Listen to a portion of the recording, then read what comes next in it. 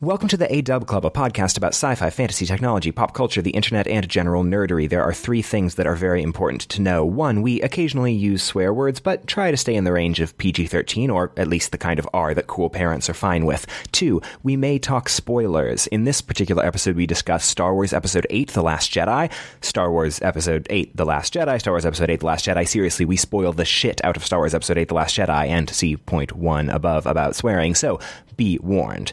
And finally, three, most important, in U.S. naval submarines, they're actually getting rid of the clunky and expensive custom devices they use to operate periscopes in favor of something much cheaper, easier to replace, and that pilots probably already know how to use, the Xbox 360 controller. For once, we recorded this sort of live, in that we were both in my basement in my parents' house. As such, there might be a little bit of audio issues, but I think it's all listenable, or at least as listenable as this stuff ever gets, I guess. Now, with all that out of the way, welcome to the Clubhouse for a very special Star Wars spectacular on The Last Jedi. We have space snacks.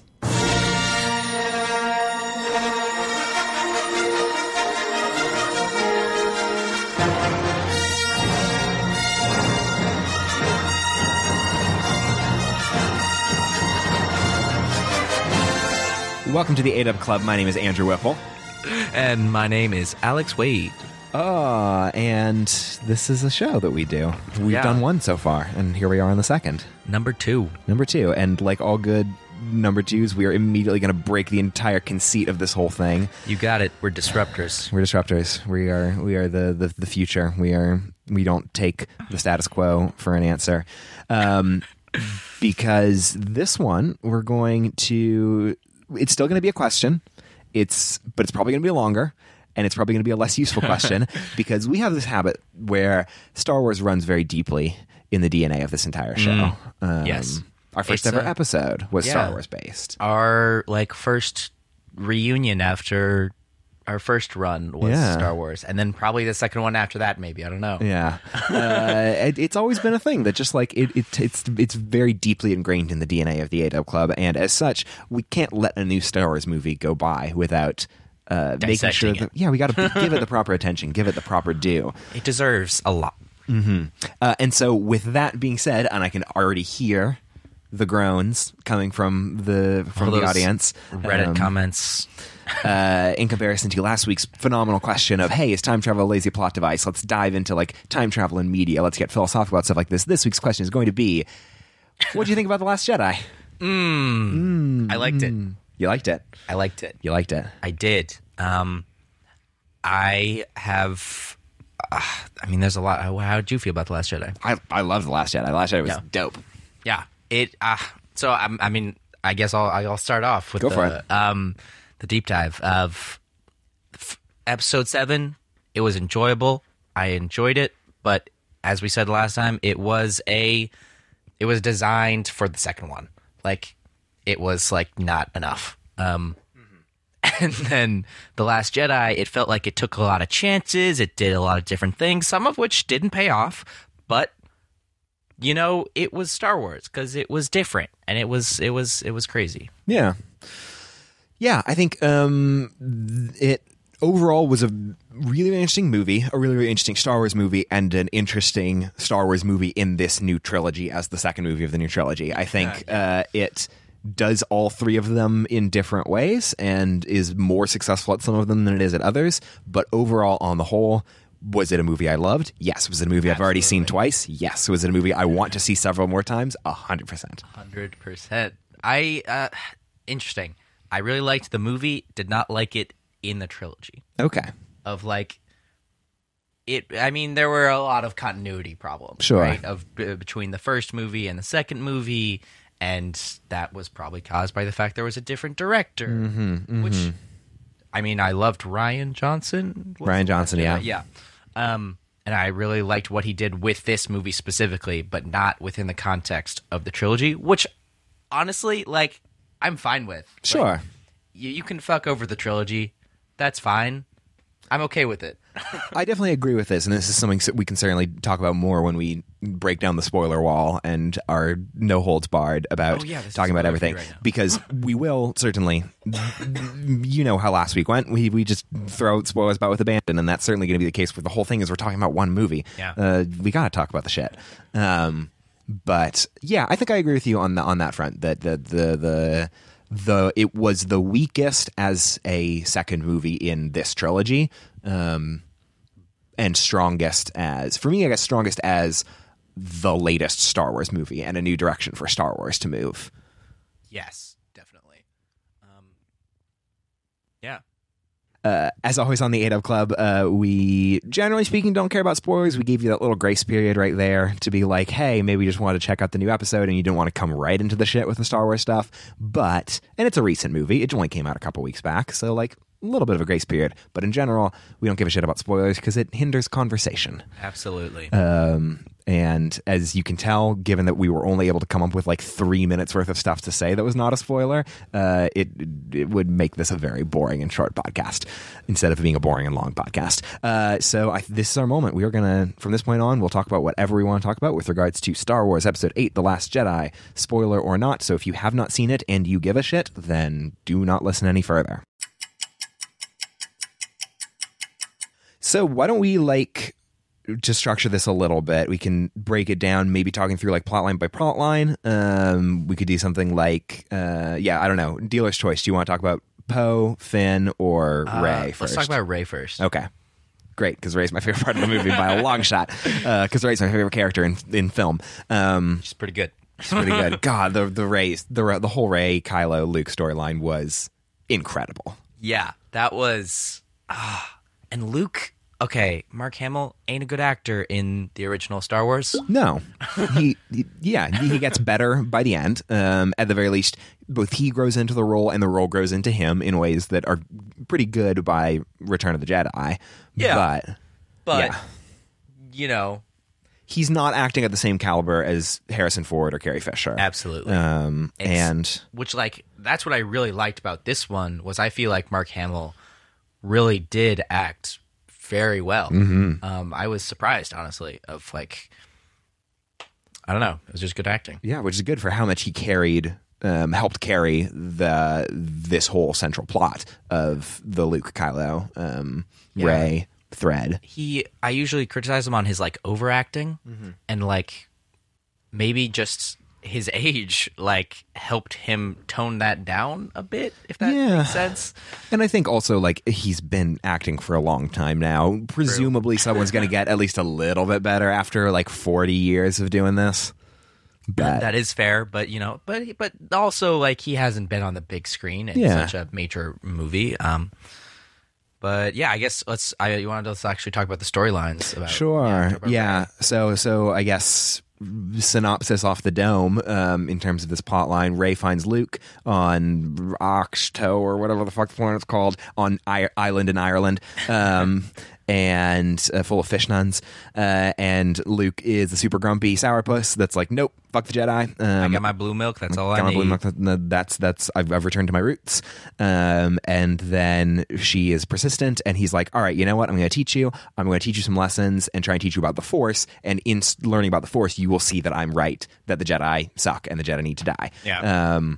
That happens. While this is happening, she's learning some lessons from Luke, and learning more about Luke and how Luke's past intertwines with Kylo and with all of this stuff, with why he went away in the first place.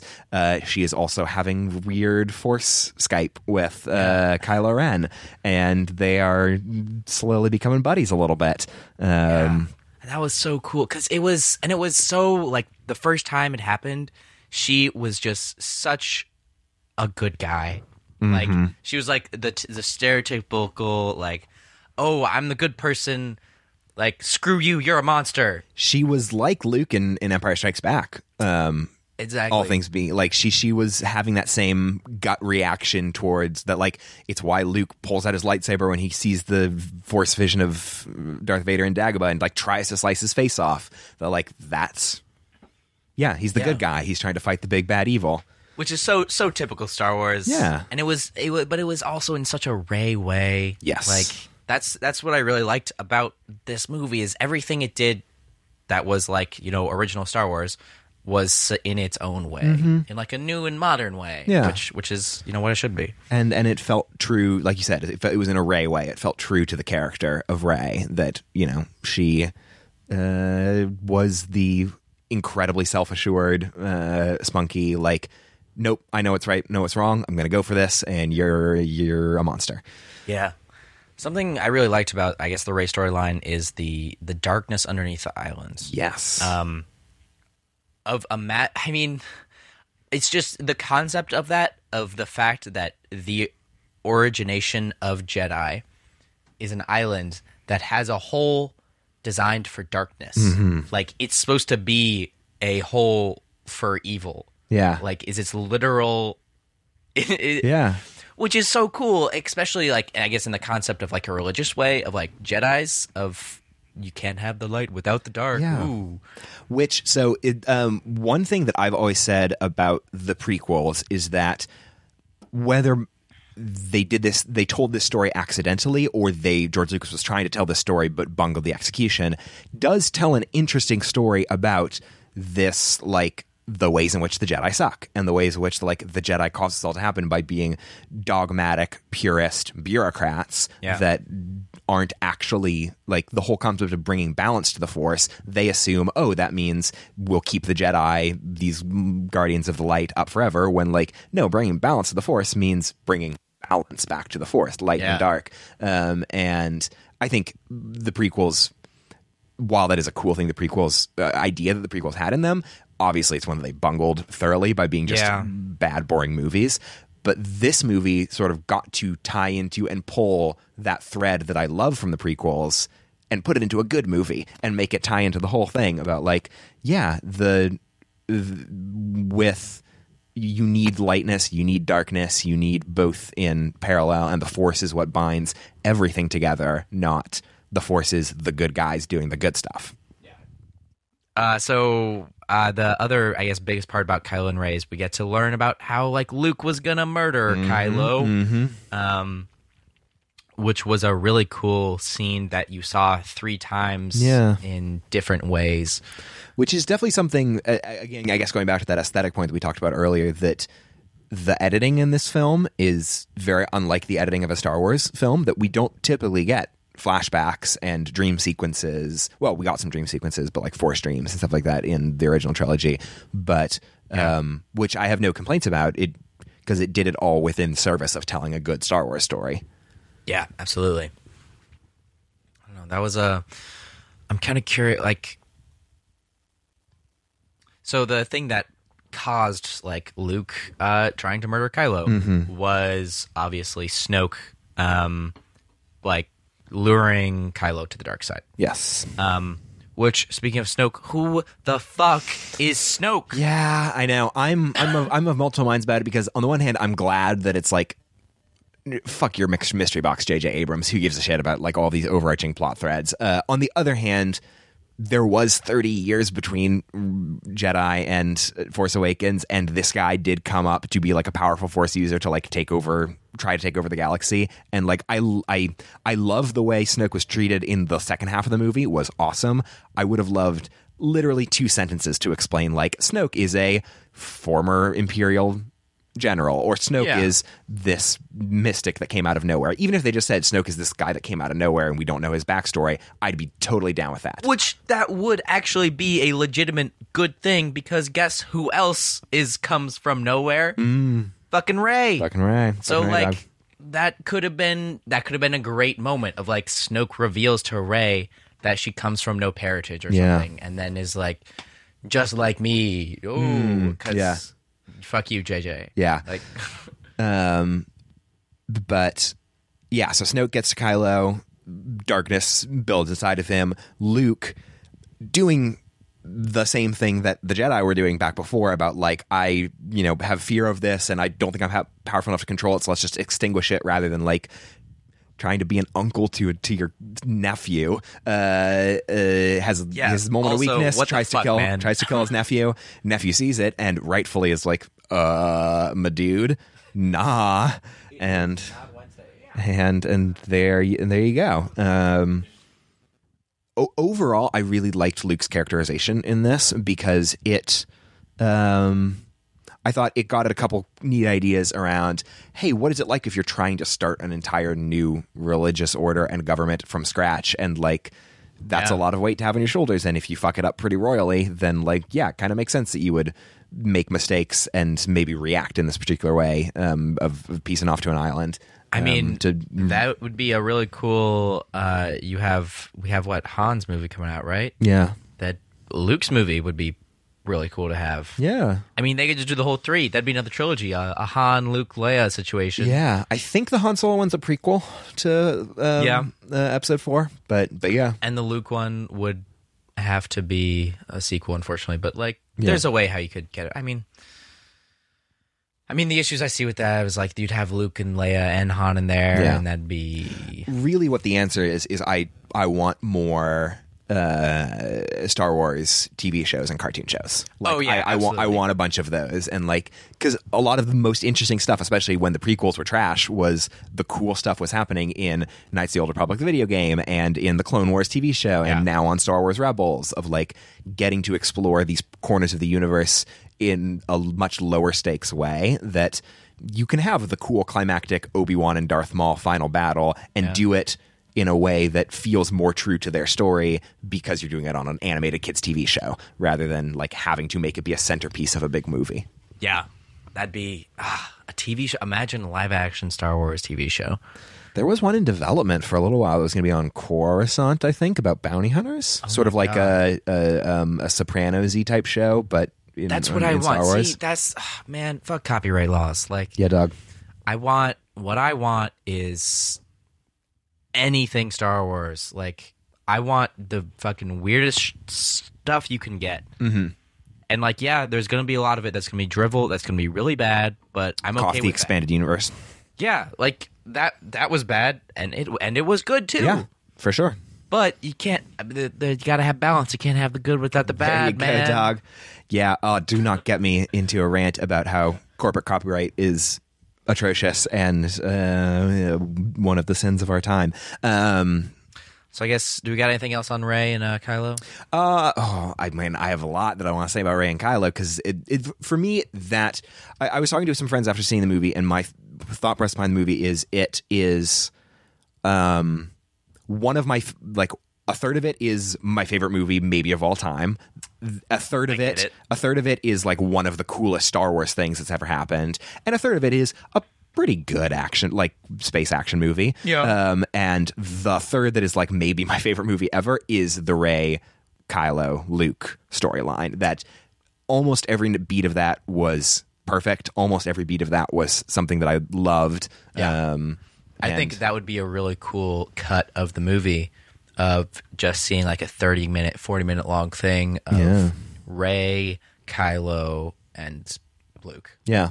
Just whenever they're in a scene. Yeah, that'd be interesting to see how it plays together because like Empire, it's very split tracks of the film. Unlike Empire, a lot of this stuff is actually happening pretty close to each other space-wise because they're just on different ships, but it's a lot of relatively self-contained stories that interact in interesting ways. Yeah. It's cool. Yeah.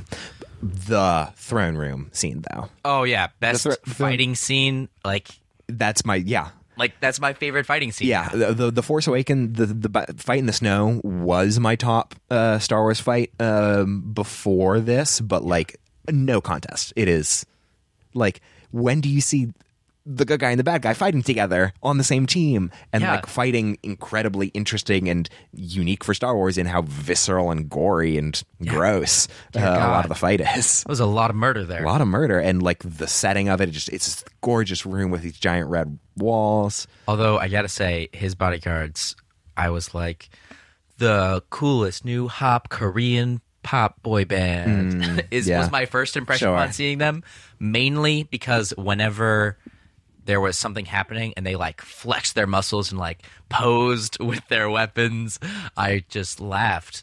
Yeah. You're not wrong.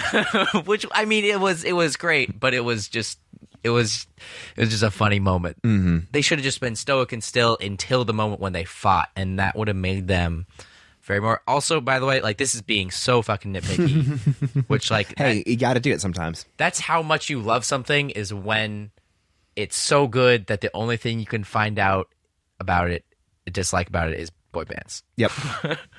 Yeah, that whole scene, that whole sequence of the fight scene, obviously is like the perfect terminus to it. But the whole scene previous to that with Snoke and with Kylo killing Snoke, and just the whole sequence just runs so well from start to finish. It's just such good filmmaking. Yeah. And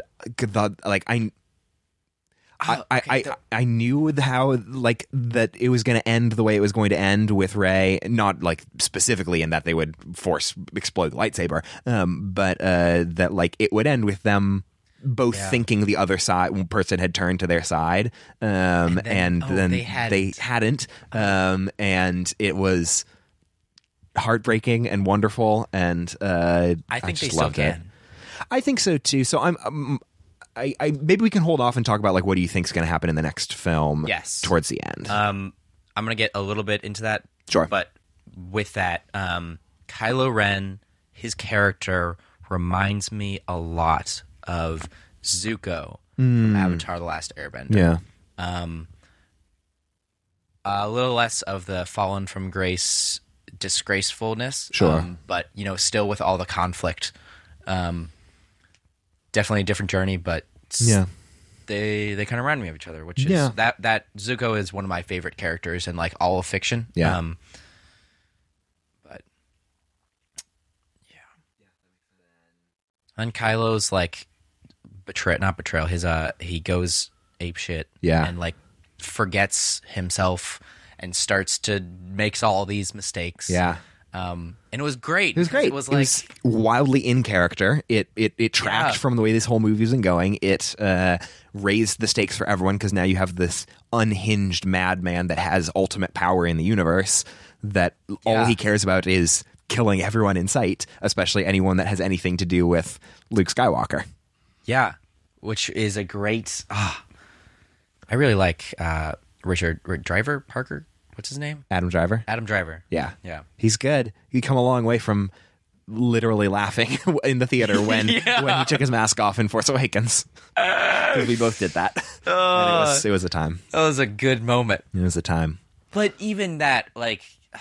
I mean, that was also part of him, is that, like... Yeah, this angsty teen emo guy who has a lot of conflict, which is exactly who he is, also like Zuko. Yeah. Yeah, so then from that point on, it's into the end game where all the threads are starting to tie together, so we can talk about, like, the final act on the Salt Planet later. Poe or Finn? Poe or Finn? Do you want to do compliment sandwich and talk about Finn, then talk about Poe? Yeah. That's exactly what I want. Yeah, again, all of this being relative, like, the Finn storyline is better than any of the prequel movies, and better than most movies, like, action, big budget blockbuster action movies that are out there. Like, it was fine. And Finn himself as an actor, like, stellar, amazing. Sure. Every line he delivered, and I think I felt like the majority of his writing, specifically for him, but just the context of where he was and what he was doing. They tried to do this whole thing where he's, like, trying to learn how to be, like, he tried to learn, like Han Solo's journey was he was in it for the money, and then he became good because he grew a heart, whatever. Yeah. They're kind of trying to do that with Poe, of like, Rose is teaching him that there's oppression in the world. Yeah, so to recap, Finn tries to bounce to go make sure that Rey, he has the little transporter thing that will tell Rey where to go. Yeah, reason. And he's like, nope, I got to get this transporter out of here so that Rey doesn't come back to a massacre. Gets caught by Rose Tico, who's the sister of the gunner that has the great moment in the first fighter assault. Sequence. The intro that sequence. Was gorgeous. And powerful. Yeah. And she catches him. as she's taking him to the brig, realize, oh, they're being tracked through hyperspace. They both are knowledgeable, being custodial people. They know the inner workings of these ships and how this mechanics all goes down, and realize there's a way, if we can break into the ship, we can turn off the tracking long enough for everyone to escape. Yeah. In order to do that, they talk to Maz Kanata and say, oh, you need to find this code breaker that can get you through the first order codes. So they're like, cool, all right, let's go to this casino planet.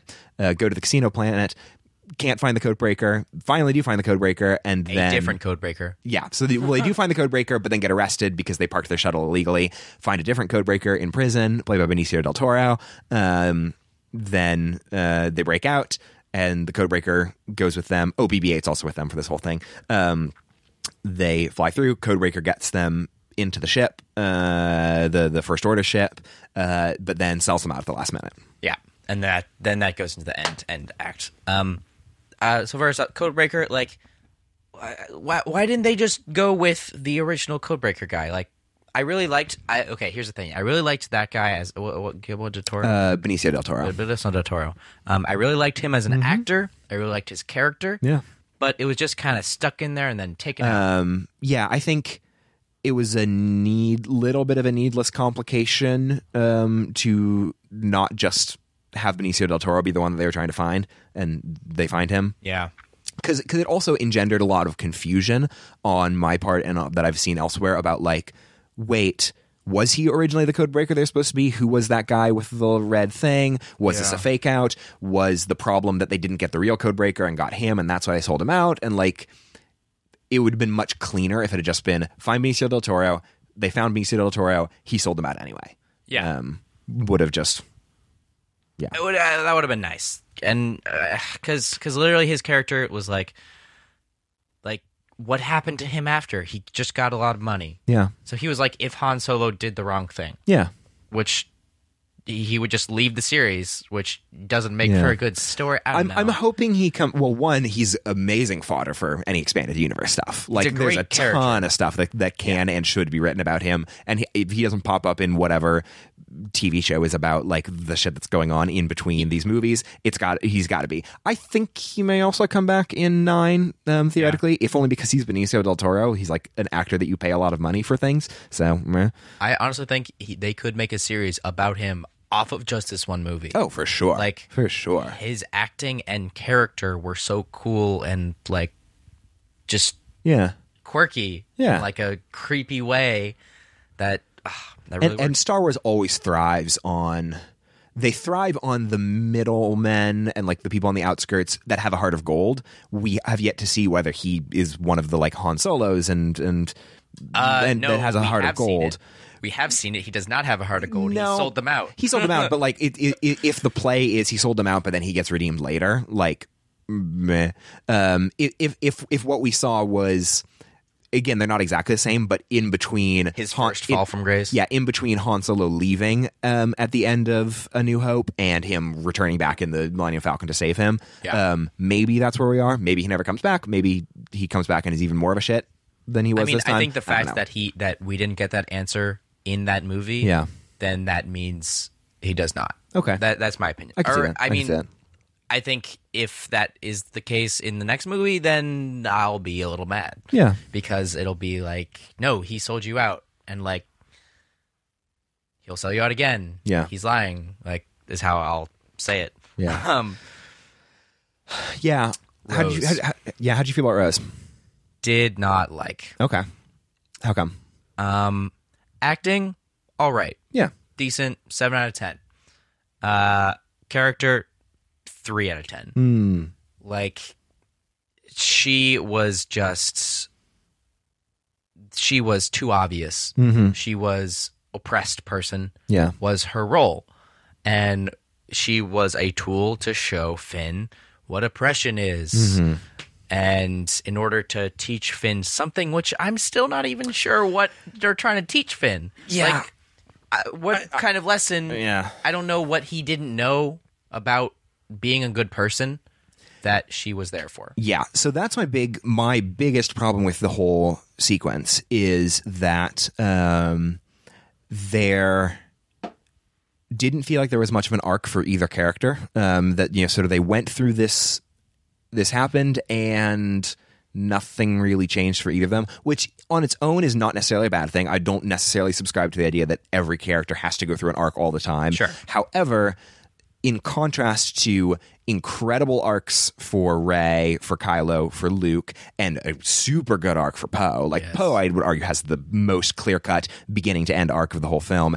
And Finn has one of the best arcs of Force Awakens. He's kind of the moral core of, and like the core that we're following along in that whole movie.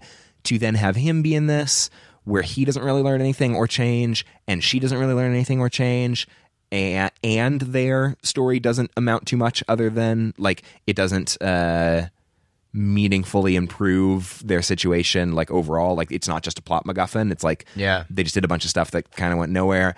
All of those together made it feel weaker than the other plot lines, despite doing some really cool things. Yeah.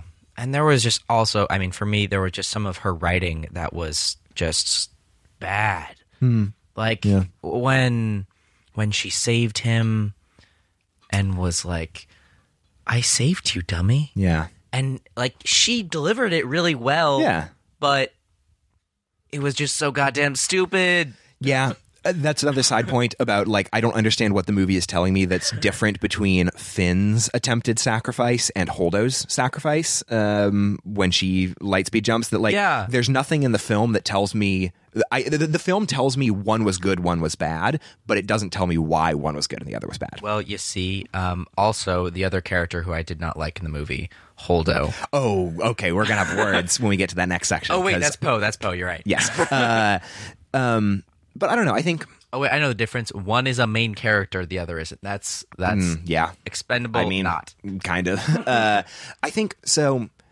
One thing that would completely have changed my opinion on, like, in terms of the one thing that would have made me love this plot line, and I probably would be the least effort to change it if everything else had been the same, but Rose and Finn had the same kind of, like, budding romance that Han and Leia have in Empire, and, like, if this plotline had been them falling in love, I would be all for this. This would be great, and it would make the ending land a lot more because, like, cool, that's why she's saving him. Great, this is the romance story of Star Wars.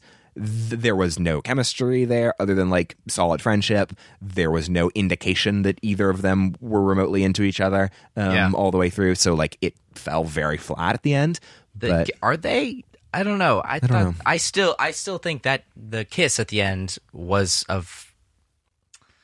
not romantic. Which, first off, it's a kiss, so it is, like, supposed to necessarily be romantic, but given the context of everything leading up to it, it just didn't feel romantic. Yeah. Which, to be fair, to be honest, I really hope that is not a couple that happens. Okay? I do not ship them. Okay. Reverse ship. They're great friends. They're great friends. Yeah, I mean, so I think part of it is that I didn't feel that I have the exact same read that you do by the end of it. It's like I didn't read it as romantic, and I thought that was because they had fucked up in making this plot line that it was supposed to feel as romantic. Yeah, that's a possibility. But they didn't, like, nail the landing, or more accurately nail the entire lead up to the landing. Yeah. But I don't know, and I think also, like, I'm thinking about it in terms of Empire Strikes Back. What is the main driver, other than them trying to get out of danger, of the Han, Leia, Chewie plot is Han and Leia falling in love and having a, like, 1930s odd couple. I hate you. Yeah, marvelous back and forth in the Falcon. Yeah.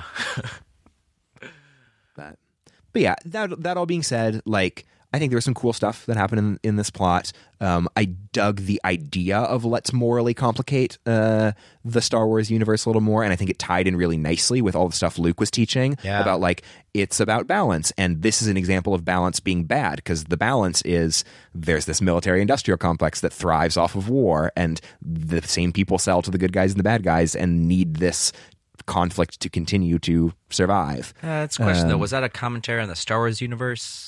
I think a little bit. Reality. Well, I think both. I think both. And I think, I don't know. I think it played well, given that there was a similar level of complication of the simple black and white story that we've heard before happening during Rey's storyline, and also to an extent during Poe's storyline of like complicating what it means to be a good leader. From what we've seen in previous movies.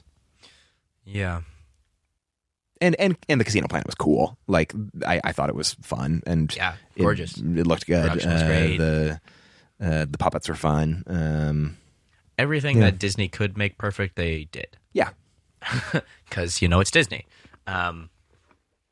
So Finn and Rose, it was a chance that they took. They did something new. They did something different. They tried something else, which I think is a good thing because it led to the other two storylines. Like, those were really good because they took chances and they tried different things, and they tried it again this time, and it didn't work. Yeah. Which is all right to complain about, but, I'm glad they did it. And, like, making a big budget blockbuster movie that has a huge cast of characters that is also one of the most beloved franchises of all time is a Herculean task. And for one of the three major plot lines to be just all right is not that bad. Like that's doing much better than pretty good. That is doing significantly better than at least half of the other Star Wars movies. Yeah, I gotta say, Star Wars so far, since Disney has gotten it, has really surprised me. I try to have a positive attitude of like, hey, Star Wars can be great. I'm looking forward to it. I'll see them all like 3 or 4 times. Yeah. But I'm a pessimist or I say realist. And so it's Disney, and I think they're going to mess it up completely. And I'm sure a lot of Star Wars fans out there do think that. But I think they're doing all right with it. Yeah. All right. Do you want to talk about Poe? Poe Dameron. Yeah, I fucking loved the Poe story. Wait, so which was your favorite story? The Rey story. It was the Rey one. The Rey. So like, it's hard for me to choose favorites, but like it is the Rey one. But the Poe one was so good too. I think I'm with you. I think I'm with same ordering of the 3 stories. Rey, Poe, Finn.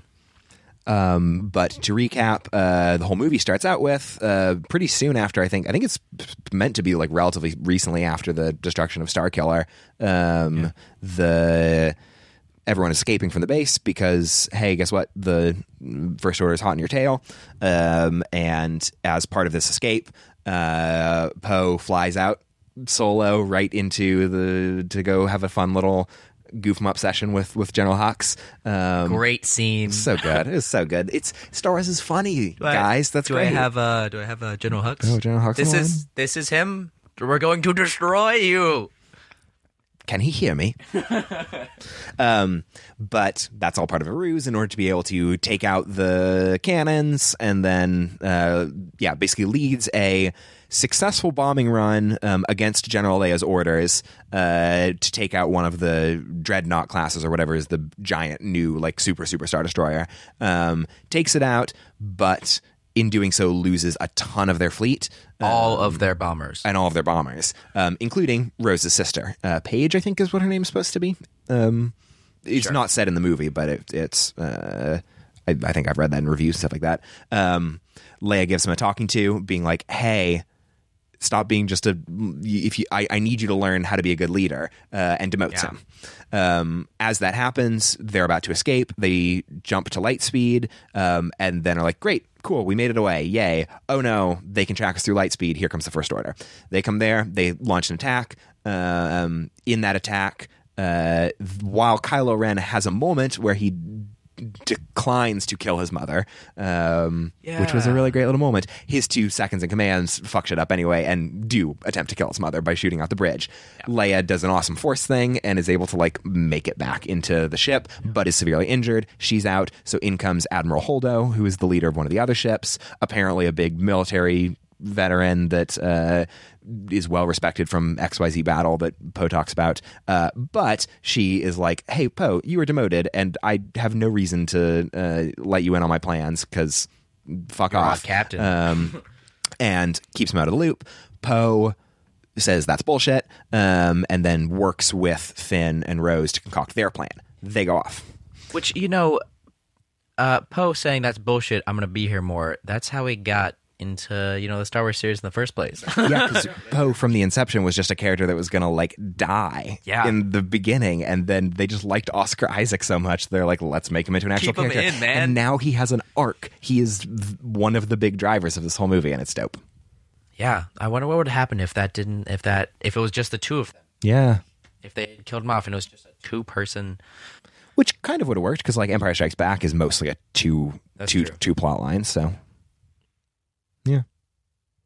So, on the ship, the whole Canto Bight stuff happens. Poe realizes that Holdo has a plan to have everyone leave on the small transports, and he says that's bullshit, leads a mutiny to buy more time for Finn and Rose to take down the tracker. That fails, and then Leia comes back and demutinies the mutiny by shooting Poe with a stun blaster. Yeah.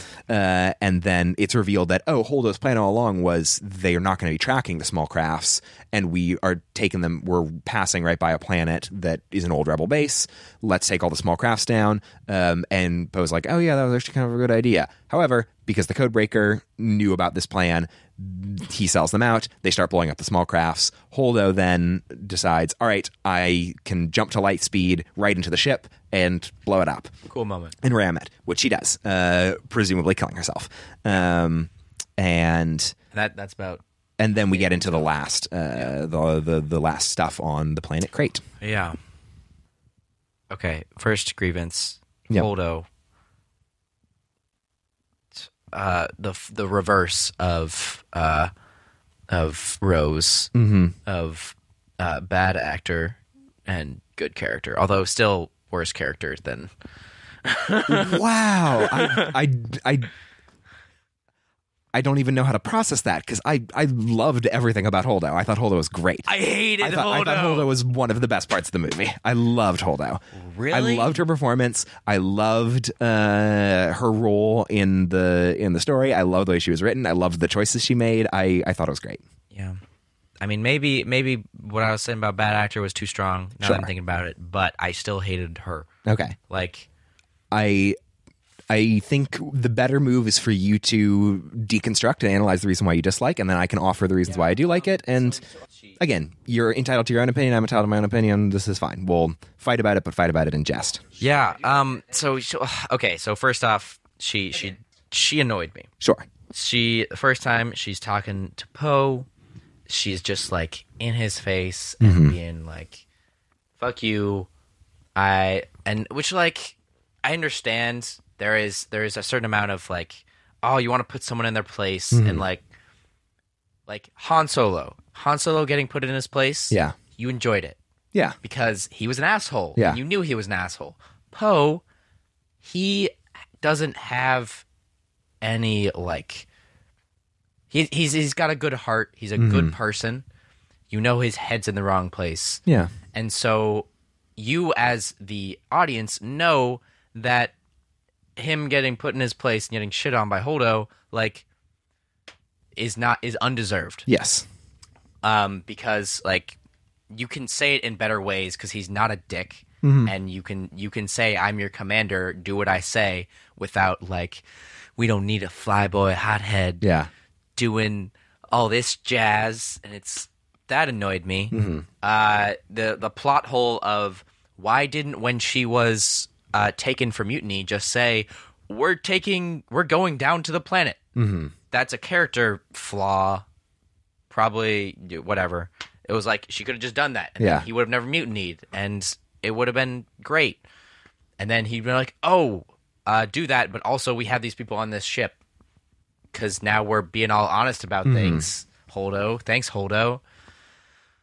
And that's where I'm starting at. Sure.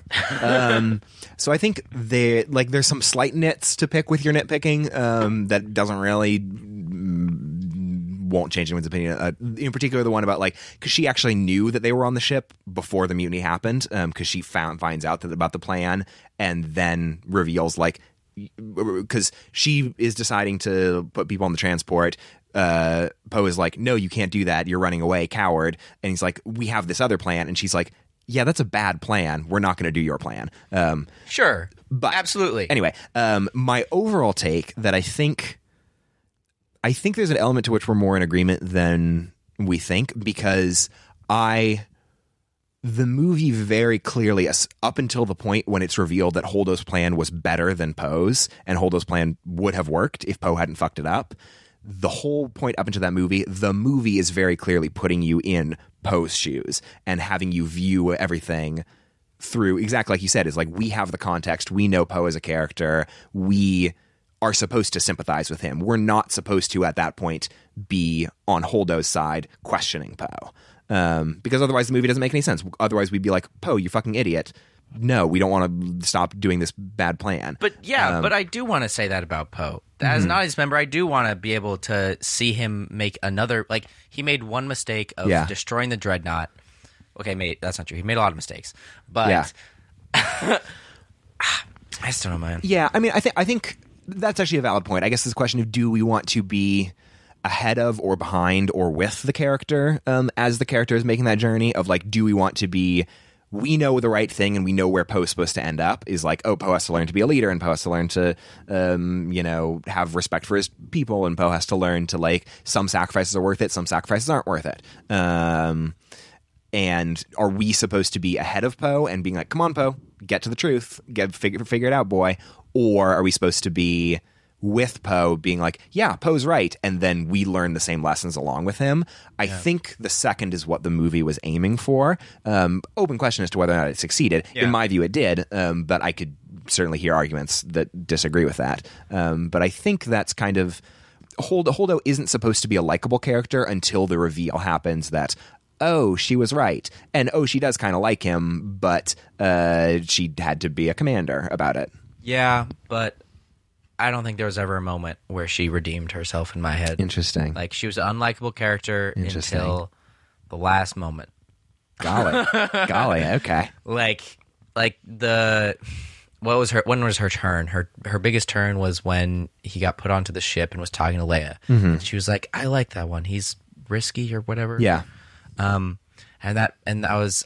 when she said that, I was like, girl, like, you don't get to go back on that side now. Like, interesting. Yeah, I think for me, I will admit a huge part of why the turn worked is because how clearly she had the Leia seal of approval in the end of things about, like, yeah, that's all she had going for her. Yeah, and I guess for me, and for me, that was enough to put me down the train of working through and justifying everything she did. And I think if that's not enough to push you in that direction of, like, you know what, Holdo's all right, and and not only is she all right, here's all the other ways she's better. If you don't get that shove, or Leia's shove isn't enough to push you there, then I think that makes sense. I don't know. And then just her acting, just for me, just felt, she was really unlikable, but the likable parts of her were never enough for me. Okay. Interesting. Yeah. And I guess that comes down to, like, personal taste, because I part of it is I also found her charming and interesting all throughout. So it was the, like, I don't like that you're being mean to Poe, but I like you. No. But, and so I guess if you don't have that, then, like, that is a good countervailing force. Yeah. To the fact that she is the antagonist for Poe's plotline for most of it. I think I can satisfyingly say, succinctly, I think I can definitely say that she is my least favorite aspect of the new movie. Wow. She's certainly not my least favorite, but what would be my least favorite now that I think about it? Well, it sucks because it's for me, it's her and Rose, and, like, they're the two new female characters, and they did not come out swinging. Yeah, I would probably say fault, I'd probably say Rose and Finn are tied because it's more their story than them, like. And so I guess, then the benefit of Finn is that we have a whole great movie where he is the central driving force that, like, is the protagonist of The Force Awakens. And whereas Rose only has this movie, and in this movie, I don't think her character had enough to do. Did she die? No, she's exactly where Finn was at the end of Force Awakens, in that she is going to sleep while she's being surgeried. I hoped she died. Unfortunate. Oh, I super don't, because part of it is I also want like more redeeming stuff from her in the next movie. Yeah, she's a good actress, so maybe they can write her better. Yeah. Anyway, back to Poe. Yeah, so how'd you feel about Poe? I loved it. I loved that they gave Poe an awesome story of like his is actually even clearer of an arc than Rey's or Kylo's, I think, of its, start to finish of you can tell at the end of his first scene with Leia that, his story is like she literally explicitly says, I need you to learn that, Poe. I need you to learn how to be a leader. And at the end, when they're on the battle on Crate, Poe has that big climax moment of like, no, never mind. Not worth the risk. Not worth losing all of our people just to try and run a suicide mission. He learns that the lesson that Leia was hoping he would learn the whole time, that presumably Leia must have learned in several years of being a general of, I almost said Jedi, that, to be a leader, especially a military leader, means more than just being a really good, reckless, hero pilot. It means that like you have to make hard choices, you have to make sacrifices. Sometimes those sacrifices are have people get killed. Sometimes those sacrifices are we're going to lose the battle, but we're not going to have as many people killed. And you need to know how to do all that. Being leader is a tough thing, man. Yeah. Which, Poe Dameron, I think it's really cool that he's going to be the leader. Yeah. Probably in the next one. I mean, it was Leia the first time around, right? Yeah. Which was a cool. It's a very interesting like pairing of like obviously Luke and Rey, because unfortunately like the Force you have to have. Holy shit! Wait. Oh, yeah. Keep going. Poe and Leia. Of like they all have like mentors and mentees of like master trainer kind of relationship. And then Han and Finn in Force Awakens of like, don't run away, dummy. Yeah. Stay and fight. Yeah. Which what I really, really like about this concept is the flaws of these characters of Luke, Leia, and Han in A New Hope and all throughout the original series. They're kind of gone away like pretty soon. So like they have learned their lessons like throughout this last movie. And I mean, especially like which allows them to go on to another step in the journey, which like, for example, Finn kind of didn't really work out. Sure. But for Rey and Poe, absolutely did. Yeah. Golly, wow. This trilogy makes a lot of sense. Yeah. Some thought was put into this shit. It's cool because it's like the next step. It's not just the same. Well, that's what this movie made me feel like. Gosh. Oh, that's so cool. Shit, dog.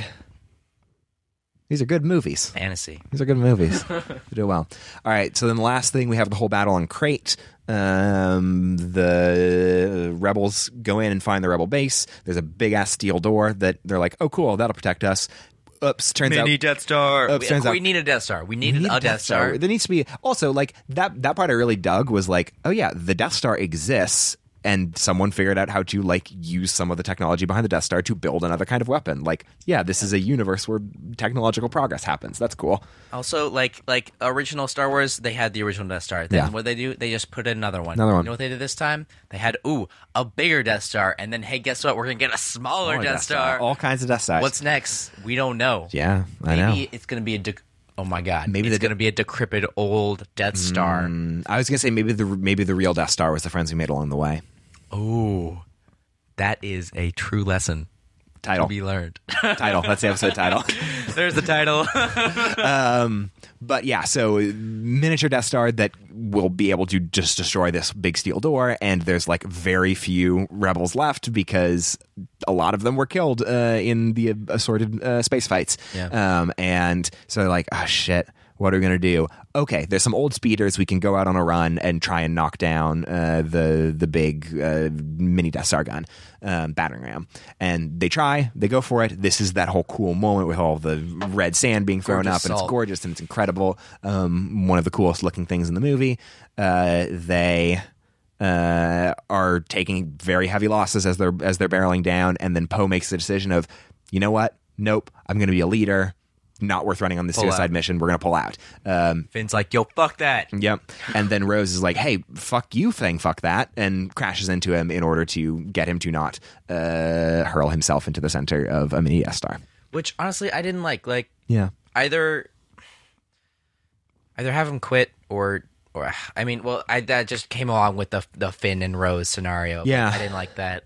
I didn't like either don't have him go and commit suicide or have him. I mean, I don't even know what the other option is there. Then, as the rebels are like, oh shit, we're screwed, all of a sudden, Luke Skywalker shows up.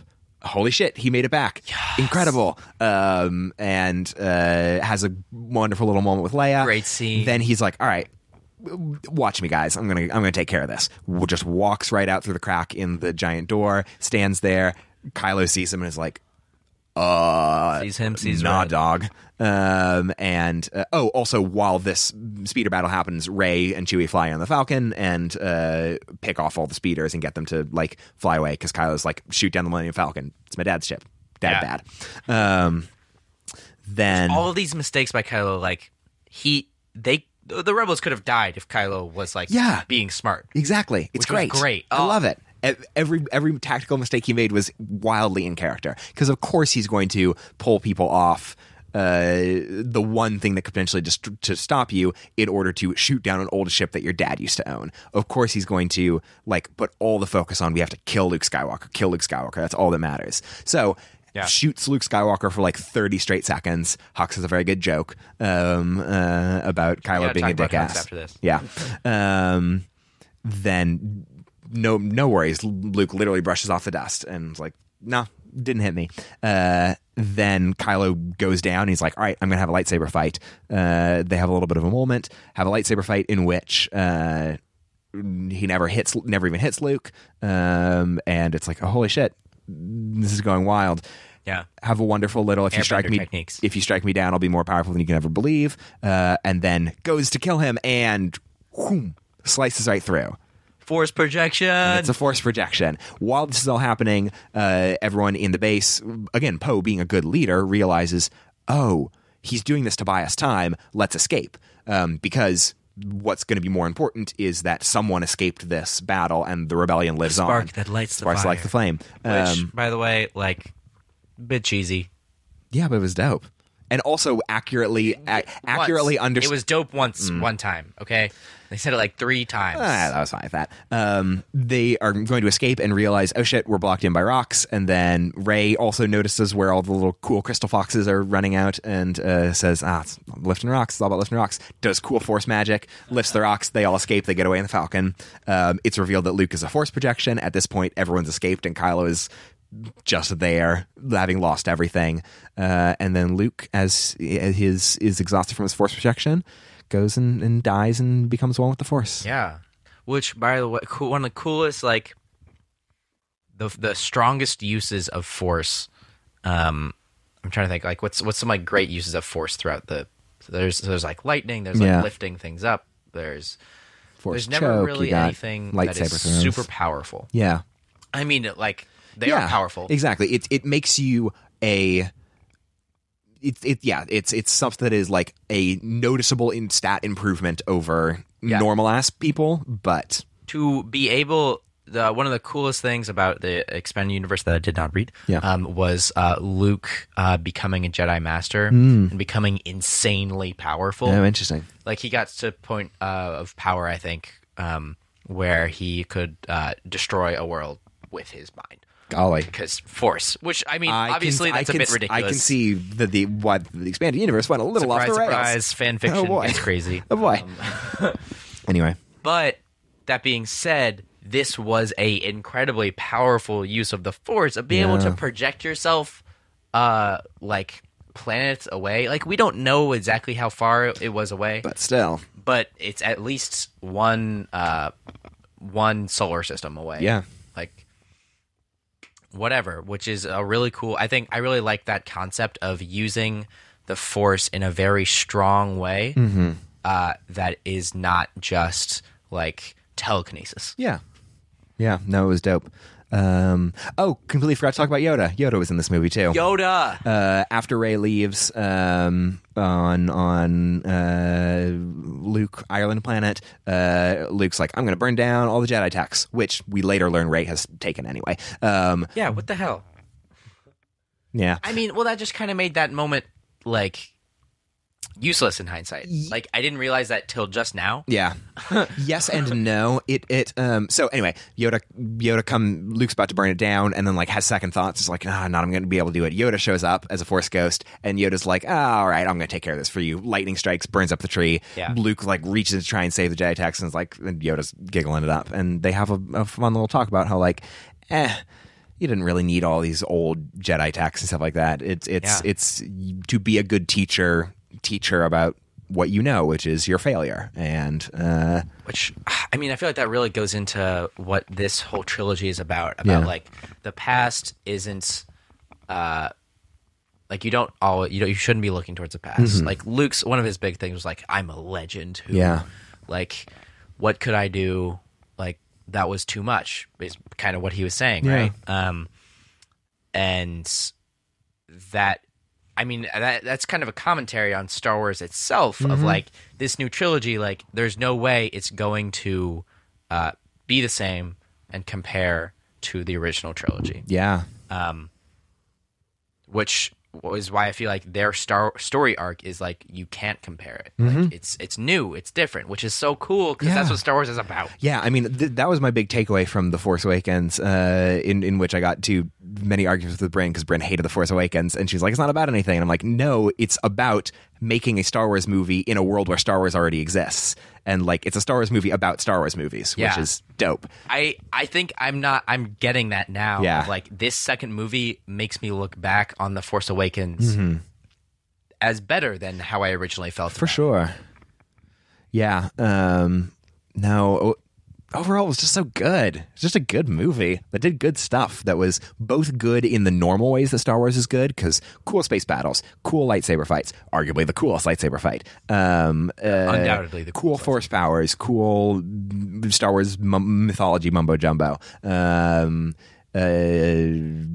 Evil bad guys that wear all black. But it also was really cool in the ways that it complicated things and like became a commentary on Star Wars and like changed up our notions and actually bridged a lot of like took the good stuff out of the prequels and bridged those into the rest of the story and made it feel cohesive and coherent as like a big 8-episode thing. Yeah. Which is super cool.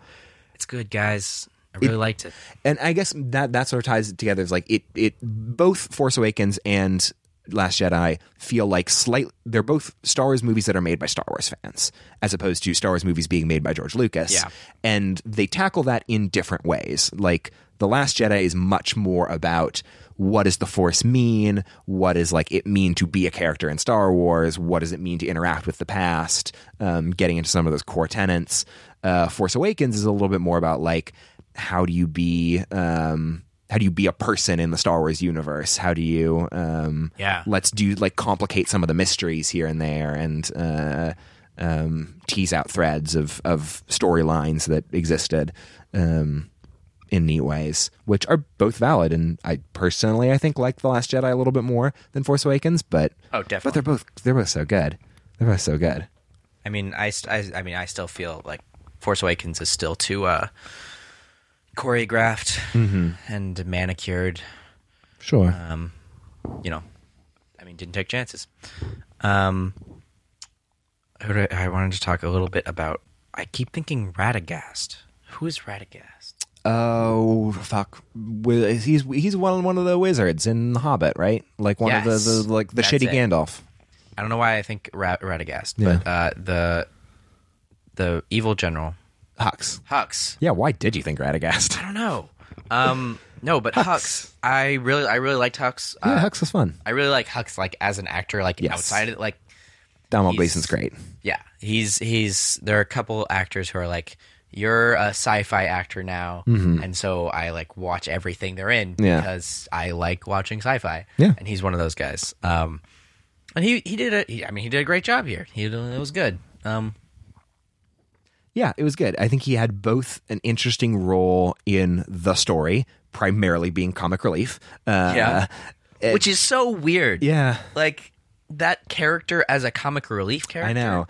And also has an interesting role in, like, the universe this is built as being, like, the military being sort of the Grand Moff Tarkin character of, like, the military bureaucracy side, as opposed to the, like, ancient space wizards with laser swords side of what Star Wars villainy is. Side note, laser swords. When Luke was like, I'm going to come in with a laser sword and fix everything. Loved it. Yep. Which he did. Came in with a laser sword and fixed everything. So yeah. What do you think's going to happen? Ooh, golly. What do you think's going to happen? What do you want to happen? Yeah. Oh, this is where we should have looked back and seen what our predictions were from last time around and see how they matched. Because I don't, for the life of me, remember what I said 2 years ago. No, that'd be crazy. What do I think's going to happen? Okay. I mean, certainly big ass final showdown between all the characters where they will all, because this is a Star Wars movie, they will all be split off doing their own thing in like a sort of Battle of Endor type thing where Rey faces off against Kylo, and then Hux and Poe have a showdown. Do you think Kylo will die? I don't know. So I guess the big central thing that I'm most interested in is the question of like turning to the dark side, turning to the light side, turning towards a balanced side, and how that plays out for Kylo and Rey. Yeah. I think they are, where they're on right now is that they are on a collision course. But I don't know what the outcome of that collision will be in terms of, could Kylo become a good guy? Could Kylo and Rey both become like, no, we're going to be more neutral about this because bring balance to the Force? Yeah, some sort of new. Could Rey turn bad? I don't think so, but damn, would that be cool? Okay, yeah. Damn, would that be cool? Here's what I want to happen. I want, there's the pipe dream. Rey turns evil. Yeah. Kylo and Rey on new super duper Death Star. That's even bigger than before. Or actually, no, they go to an old decrepit Death Star that they reactivate and use to destroy both like the Rebels and the New Order or some shit like that. What I think there is a version of that is plausible, where what I want the movie, what I would have actually kind of liked this movie to do is if this movie ended with Rey like turning or having it be a question mark as to whether Rey would, that would have been pretty dope. I still think that there's a lot of room in the next movie to flirt with that, to be like, to tempt Rey. I want Rey to be as tempted as possible in 9, and presumably she'll make the right decision, maybe be able to pull Kylo out as well. I'm with you that pipe dream for the actual ending of like Rey is actually a bad guy. Not gonna happen. If Rey does turn to be a totally bad guy, I want Finn to have to be the one to like pull her back. No, to like shut it all down. To be like, kill her. I want Finn to be the one in piloting the X-wing to blow up that Death Star. If the ending of it is that like Rey actually turns and cannot be saved, it's got to be Finn to do it. It has to be the one she's closest with. Instead of them like successfully doing their venture, of whatever their buddy Kylo Rey evilness is, of Finn kills them all and destroys the Death Star. Yeah. Wow. I mean, it's Disney, so that ain't gonna happen. No, it's not gonna happen. But part of it is also that'd that like be so cool, man. Clearly, the Finn and Rey relationship is super, super strong. Like they are the two that know each other from the first movie. That's what's driving a lot of what Finn does in this movie. Rey still clearly cares about Finn. Is if Rey turns and betrays Finn in that way, then it's got to be Finn. Like for story purposes, it's got to be him. Well, they can't cop out and have Poe be the one to end things, or them just get away scot free. It's not gonna. It's not gonna happen for a lot of reasons. Disney, B, Star Wars. Yeah. And specifically, what something that I really liked about Rogue One, was not necessarily the movie itself, but the conceit. Yeah. Of like there was a little bit like hit you on the head at the beginning of like we're not everyone's a good guy, like some people you gotta kill for the cause or whatever, right? Which I really liked because I really want like a grim dark Star Wars. It's not going to be in the main series. No, but that's the whole point of having a Star Wars story, or Legends, I guess is the name of the Legends. No, Legends is the name of the old EU. Okay, I think it's just like a Star Wars story or something like that. Sure, whatever it's called. Who cares? New expanded universe. Yeah. Which is going to be so cool when it happens. When there's like a bounty hunter story. For real, dog. or when there's just a Sith story. Yeah. Like, that would be a cool, like, Kylo's fall from grace would be a really cool story. I would love a story that follows, like, a Sith in the, like, kind of Knights of the Old Republic-y type things of, like, in that pre-Republic era of, or in that Old Republic era, I guess, of what's it like being a Sith back in those days. Yeah. So I guess, what we have to think about now is that, one, this is going to be the end of this new trilogy. Question mark as to whether there will be more Skywalker-ish and, like, in this Skywalker line of characters story going forward. Who would that have to be? Well, I don't know. So I guess that like, and Kylo has a kid. Not necessarily that it has to follow. When I say Skywalkers, I mean like following this crew of characters in some form or fashion. In contrast to, we do know that Rian Johnson got the go-ahead to make an entirely separate Star Wars trilogy that's in the Star Wars universe, but has no connection to the Skywalker universe. Because they actually announced it before, like a couple weeks before Last Jedi, so everyone was like, shit, Disney must really like The Last Jedi. Yeah, it must have been really good. They must really like it if they're giving that much. But so when I say Skywalker, I mean, like, in contrast to explicitly they have this non-Skywalker story. After Episode 9, is that the end of, like, mainline Star Wars? Or I think it's going to be up in the air. Yeah. I think maybe in 15, 20 years, there might be another trilogy of new people with like old. Imagine Rey. Old Daisy Ridley. Old Daisy Ridley, man. Daisy Ridley. Oh, my God. My God. All three of them. Oh, my God. Oh, I want to. Old Daisy Ridley. Yeah, so I don't know. I guess that's part of what I'm thinking about is, like, how do you wrap up this story both as a trio of stories and as the 9th movie in a 9-movie saga and as maybe the last, like, mainline Star Wars movie, or maybe a new main end of one cap so that we can launch into another trilogy later. And I am having a hard time figuring out how that all works, which means it's gonna be hard. Star Wars team is probably having a hard time figuring out how that all works too. Yeah, it's gonna be crazy. Yeah. I mean, especially because the second movie was so different. Yeah, and like it dropped a lot of the lines. Of the first movie, which I'm okay with, by the way. But I do think, I guess, one thing that will probably be a through line throughout this trilogy is, like, we're gonna get an answer, a final definitive answer on where Kylo Ren lands on the good or evil spectrum. Like, this movie it'll land one direction or another. Because, like, I'm thinking, like, that's a through line between these two movies, and has not been answered yet. I think, what are other, like, through lines that we've seen in 7 and 8 that, like, need to get resolved?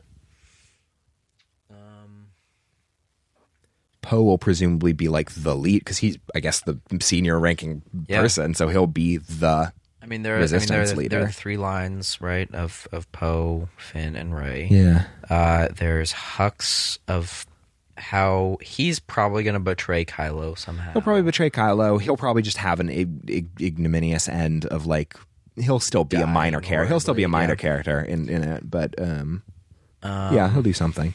But there's no, like, overarching. There's no, like, mysteries left anymore besides, like, about, like. Which I'm okay Snoke, with. Maybe. I don't really need a mystery. All things being equal, I'd rather. Yeah, they didn't need to have those mysteries. Yeah, and Snoke, I don't know if he's going to come back into play. Possibly, maybe not. Like, obviously not like as an actual living person, but although Force ghosts we've only seen so far good on guys. The light side. Yeah, dog. What if there's a Force ghost on the dark side? That would be crazy. Yeah, I don't know. Because, I mean, I guess we're going to get a resolution to Kylo. The main conflict is still Rey versus Kylo. And, like, one, that they're on opposite sides fighting each other, but also with that question of, like, can either of them turn? Well, it'll happen. Something will go down.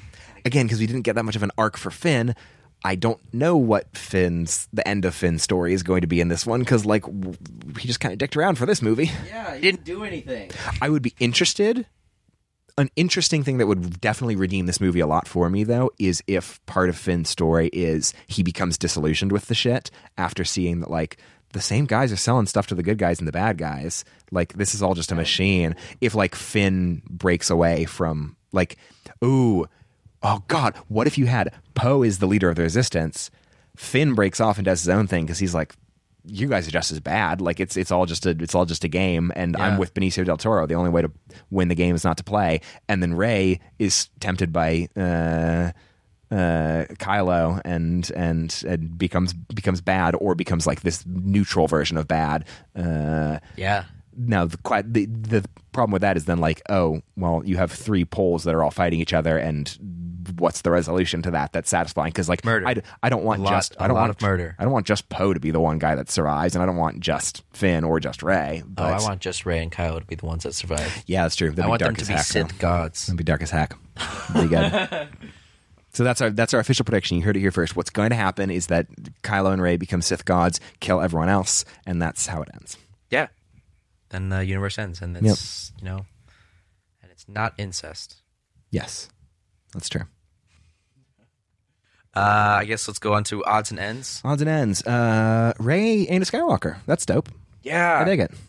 I really like that. Enough of the goddamn Skywalkers, man. I know. And it ties in nicely with the version of the Force that is presented in this movie of, like, no, it's not this hereditary bloodline bullshit that the old school Jedi were obsessed with. It's it's a force in the galaxy that you connect with or you don't connect with, and you can open yourself to it. And hey, chill. Yeah, chill with this hero worship. Yeah, that's all there really is to say about Rey. Yeah, doing that. Other than that, Daisy Ridley is incredibly good. Yeah, and gosh, imagine if Mark Hamill had been as good as Daisy Ridley in the original Star Wars movies. Imagine how those would be the best movies of all time. Yeah, and like they're still pretty dang good. Odds and ends. BB-8 was cute. BB-8's always cute. Yeah, BB-8's great. Didn't hit me as much as in previous, but that's because I guess he didn't have as much to do and was not brand new. There was a R2-D2 scene. Yeah. Which on surface is cheap, but that's okay true. With it. I really liked that. Yeah, I liked it a lot. That was fun. I didn't expect it, and it happened. It was A New Hope, and it was so cheap. Yeah, but it was okay. And again, I was also made very okay with it by the fact that, like, hey, Luke called out that it was cheap too. So yeah, like, exactly. Hey, at least the movie knows, so we can all just ignore it and say, cool, it was fun. Yeah, that was good. Leia, Carrie Fisher was very good in this movie. Yeah, what's gonna happen to Carrie Fisher? I have no idea, because my guess is probably Carrie Fisher. Shout out to Amanda. Carrie Fisher's great. Chill. Shouts Amanda. Yeah, she was so good in it. My guess, if I had to guess, I would probably say they're going to do like a bit of a time jump between these movies, and she'll have died, and maybe like part of the start of the movie is like her funeral, or like Poe taking command after that. She was really good here. She was too. super good. Like, I was. She was like a little bit in Force Awakens, briefly, right? yeah. And I'll admit I was a little bit worried to say, like, can she pull it off more than this? Because she was great in that. Oh, it's Carrie Fisher in a movie that's awesome, but like her performance was it wasn't nearly as good and intense and in depth as it was in this movie. Yes, absolutely. And I mean, same problems with Mark Hamill. Yeah. Well, I mean, okay, Carrie Fisher in the original Star Wars, amazing. Yeah. Loved her. Great actress there. And she hasn't done a lot since then. Yeah, she's had a rough go. Been in a major motion picture in a while. Though apparently she was a script doctor to tons of movies, and like really in the 80s and 90s, and I think even into the 2000s, of like, just there are tons of really great movies that, like, it turns out, yeah, Carrie Fisher had an uncredited hand in them. Wow. Yeah. That's cool. Yeah. Carrie Fisher, man. She's great. She's great. R.I.P. Yeah. Which, okay, here's the thing. I don't know if you watched some of the credits, there was a dedication to Carrie Fisher. And people in the audience started clapping, and I just don't... I hate people clapping at movies. Yeah, I feel you on that one. And the thing is, like, I'll accept it if it's opening night. Sure. Okay, you can clap then, but it was a solid week and a half after the movie had come out, and people were clapping in their theaters. And I was like, daisy. Not so much. We're not about that life. No. I just A-Dub Club does not approve. Seal of disapproval on clapping in films. There is no A-Dub Club seal of approval. We only disapprove of That's true. As you can tell, we're an exceedingly negative podcast. All we do is dunk. Yeah. Carrie Fisher. Other odds and ends? The Codebreaker. Codebreaker. The Codebreaker, like, I really wanted that. I loved the stereotypical, like, gambling, like, thin mustache. Yeah. I really wanted that character to be in there. That would have been an interesting addition to the Star Wars world of this guy that's just out of a 1940s black and white movie. It would have been so great because it is not Star Wars. Like, that... When I saw him, I was like, there's no way this guy is in Star Wars. And turns out he isn't. He's not. Oh, come on. Come on, guys. The Phasma fight was cool. Yeah. And then she died.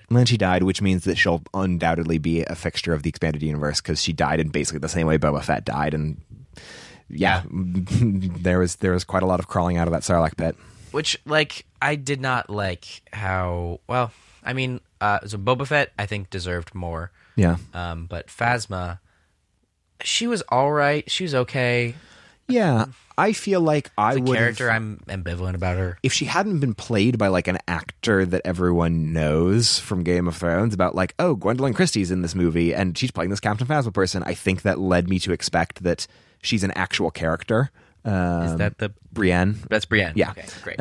It's like that expected me. I was thinking like she's going to be an actual character and like do shit. Versus Boba Fett, it's this guy just showed up in the middle of the movie. That's cool. And I think that would have been fine if like I didn't have expectations of her as a character. I would have probably been more okay with it. That being said, cool enough. Yeah. I was really confused. I get now why she is an actual character in the movie. Yeah. Is because of the actress. Exactly. That's it. Okay. She just felt like a bit too much for me. Like, like she's on the press tours and stuff like that when it's like, that makes sense because she's a recognizable actress that people know, but also your character does nothing in the movie. Why would you put her on the press tour? And her character is embodied by her shiny armor. Yeah. Of like, this is all she is. She's a interesting fixture of the movie, and like, I mean, the armor's dope though. Armor's cool. It's pretty cool. Armor and cape, great. Good stuff. It's a good look. Yeah. Any other odds and ends? Kylo and Rey gonna get it on? I don't think so. They will in the fanfic. Oh, 100%. There's drama going on Tumblr around whether shipping Kylo and Rey is acceptable or not. There's an article that was just posted on Polygon today as we record this that I haven't read yet, but is like a deep dive into the Reylo shipping drama. But in any case, that was fun. Yeah, Last Jedi is a dope movie. Oh gosh, let me try and remember. If you have questions that you think that we should answer on the A-Dub Club, you can always email those at the AW Club. That's TheAWCLUB. I really hope that's correct. At gmail.com. If it's not, oops. You can also tweet at the AW Club on Twitter. I'm the only one that runs that. Apparently we created a Twitter a while back. I forgot about that. Hell yeah, dog. I'll tell you the password off air. But tweet at us there, follow us there, do all that stuff. And I think that's the show. Is that not? A-Dub Club out.